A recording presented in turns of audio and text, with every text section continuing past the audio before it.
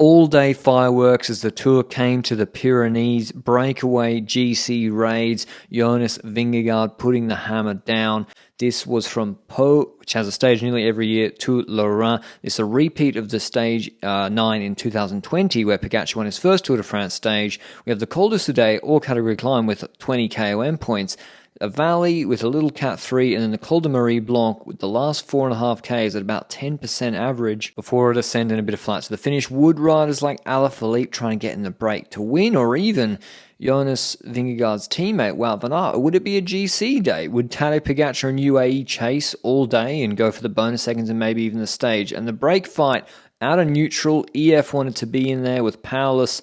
They got Uran in eventually. Quickstep wanted Alaphilippe in there. Jumbo wanted multiple in with Wout van Aert jumping. And then a group would go. And look at this. Alaphilippe's up the road, and Asgren's bridging the break across because there's one Cofidis rider trying to bridge, whereas he should let that guy go. And then, Alaphilippe's fighting against a smaller break. That gets brought back. So jumping for 20 Ks. Ben Turner, Ineos trying to get in.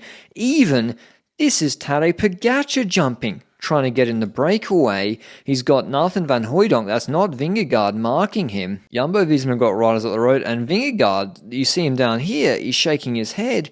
He starts to panic a little bit. He's looking around, where are my rouleurs? Van Aert's on the other side of the peloton from him. Who's going to chase this down? Pogacar's move doesn't go anywhere though. Eventually this first group goes. That's not the break, because the second counter group goes with Van Aert. And Jai Hindley is just at the end of this move. So Jai Hindley sneaks into a breakaway with multiple Bora Hansgrohe teammates. This is the break, not the peloton. 35, 36 men deep. Ciccone with Pedersen and Juanpe Lopez, Van Aert, Laporte, Benoit, and Jai Hindley with Conrad and Bookman, but they didn't really know he was in there yet, and this was what was curious. Jumbo eventually realised Hindley's in there. UAE are frantically chasing behind, and counter moves come from Jumbo with rouleurs with Hindley not in them, and UAE shut down the counter moves. So the fight from between UAE and Jumbo trying to bleed each other benefited Bora Hansgrohe with Hindley and Bookman.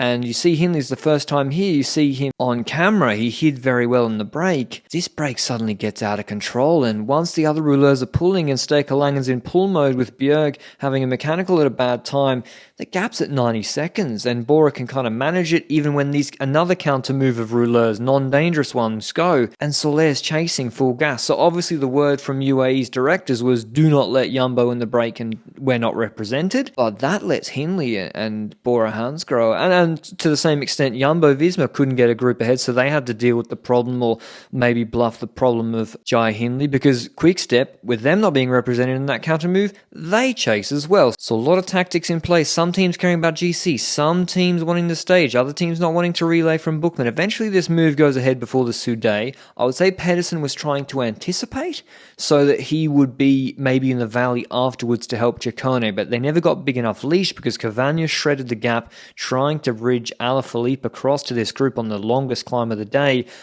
But Juanpe and Trek had other ideas. Pedersen was dropped, and they went quicker than the peloton, the breakaway on this climb, because Juanpe paced so hard. And UAE weren't panicking at this point. They actually put the rouleurs on the front, and they were happy to let the gap go out. And especially the last 2.6 Ks, it really did go out because the big guns, or the slender guns, Gol, Ciccone, Inle, Martinez, they started to move on the top of Col du Sud.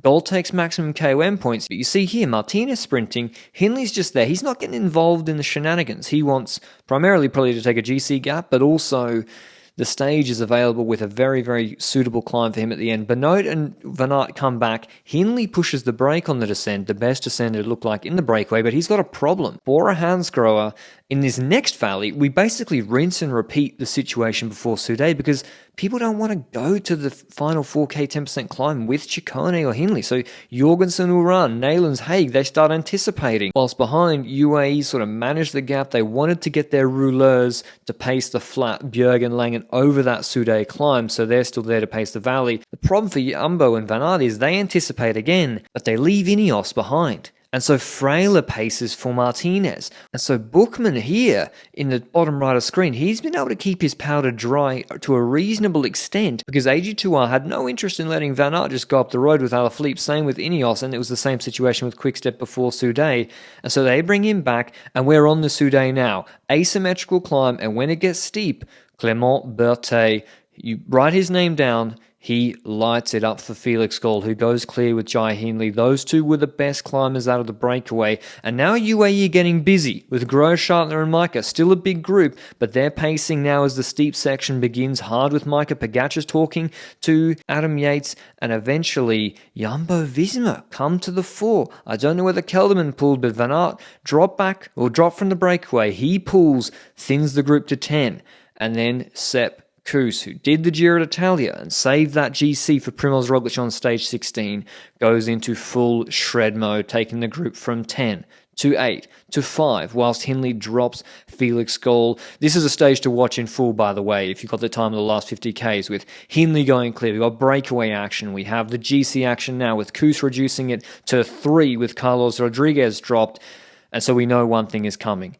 An attack from Jonas Vingegaard is imminent. Kuss is looking back to see the damage he's laid out. And here it is, the first time Jonas Vingegaard's dropped Tadej Pogacar on a climb like this. This is no Mont Ventoux or Col du Granon. He drops Pogacar, who can't even respond to his move. And the breakaway riders are scattered all over Marie Blanque. And this is big numbies. They went nearly 1.5 minutes quicker on the steep section, on the whole climb, compared to 2020. Hindley went super fast as well, having been in the breakaway all day. He makes it over the top about a minute ahead of Vingegaard, who puts 36 seconds into Pogacar on such a short climb, with Kuss dogging him in his wheel.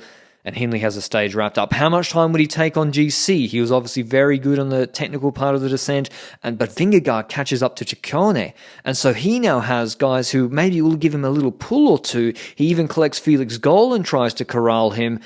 But they couldn't help him too much. I mean, he was super aero, and he was probably pushing harder than guys who'd been in the breakaway all day, and Pogacar was left on his own with Adam Yates and the group behind, eventually catching him with Gaudu, Simon Yates, and the best of the rest. But the day's spoils went to the West Australian, Jai Hindley. Huge win for the former Giro d'Italia winner. Vingegaard rolled across the line about 36 seconds later, with Pogacar losing over a minute on stage 5, the first what we could call mountain stage. But an absolute masterclass from Bora Hansgrohe, having the cojones to get in the breakaway, taking the stage, but also the Maillot Jaune. It is the stage, Hindley winning ahead of Ciccone, Gold, Buchmann on 32 seconds, then Vingegaard and a big gap to Schelmoser, Martinez, Pogacar, Gaudu, and Rodriguez. Hindley now goes into the Maillot Jaune about 47 seconds ahead of Jonas Vingegaard. And so how will Bora play it this week? Now Ciccone moves into 3rd, Buchmann's in 4th, Pogacar's down in 6th on 1:40, so the gaps are still under 2 minutes in the top 10, and we've got the Tourmalet tomorrow.